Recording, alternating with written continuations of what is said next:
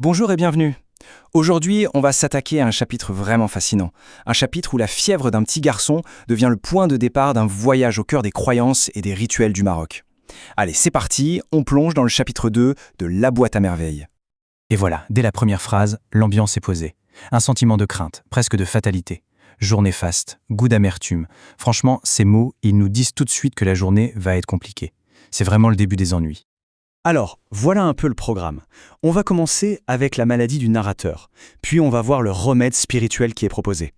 Ensuite, on part en pèlerinage, un moment très intense, avant de finir au cœur d'un rituel collectif vraiment puissant.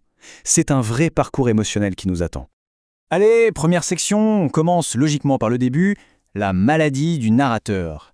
Et là, le chapitre nous plonge sans ménagement dans un univers de souffrance. Une souffrance qui est à la fois physique, bien sûr, mais aussi, et c'est très important, psychologique.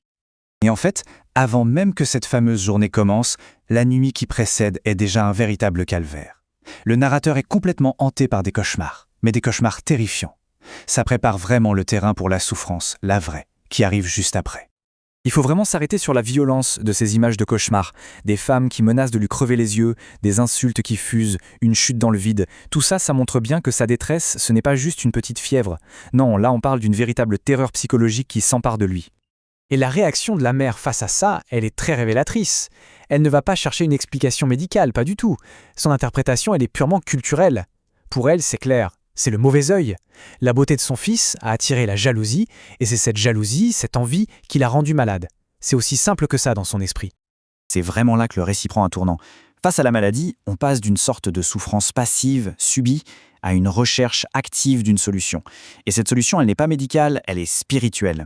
Et elle est incarnée par une amie de la famille, Lala Aïcha. Ce qui est intéressant ici, c'est qu'on a vraiment deux attitudes opposées face à la croyance. D'un côté, on a la mère qui est comme paralysée par sa peur du mauvais œil, elle est dans les lamentations.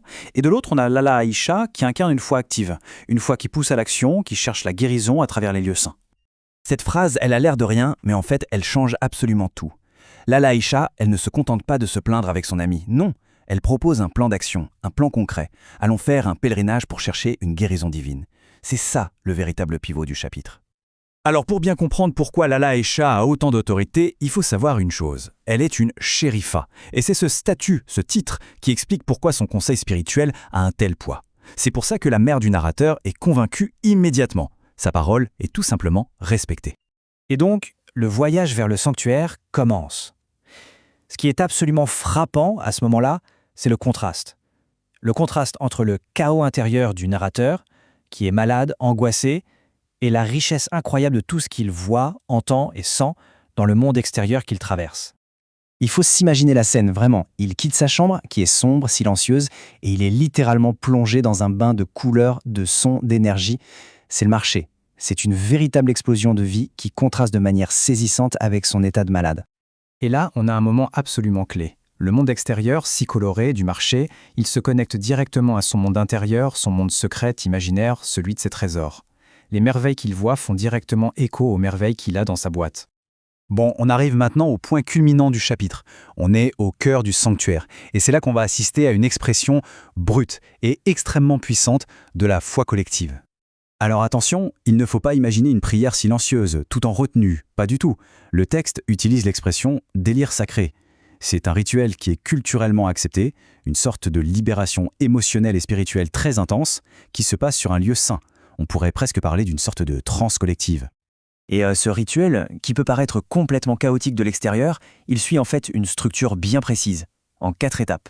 Ça nous montre bien que c'est une manière codifiée, presque un protocole, pour canaliser son chagrin et pour demander l'aide de Dieu. Le vocabulaire qui est utilisé ici est très fort, il est viscéral. On insiste vraiment sur la dimension physique, passionnée de leur prière. Ce n'est pas une supplication abstraite, non, c'est un engagement total du corps, des mains, de la voix, de l'âme dans cet acte de foi. Mais alors au fond, que signifie ce rituel si intense ? Essayons d'aller un peu plus loin, de creuser ce que ça nous révèle sur le rôle de la foi et surtout de la communauté face à la souffrance.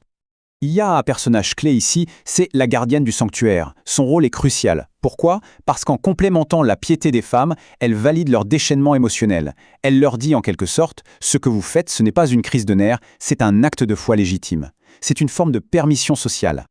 Et là, on découvre un détail qui est absolument fascinant. Les saints locaux ont souvent leurs petites spécificités. Pour Sidi Ali Bougaleb, c'est son amour particulier pour les chats.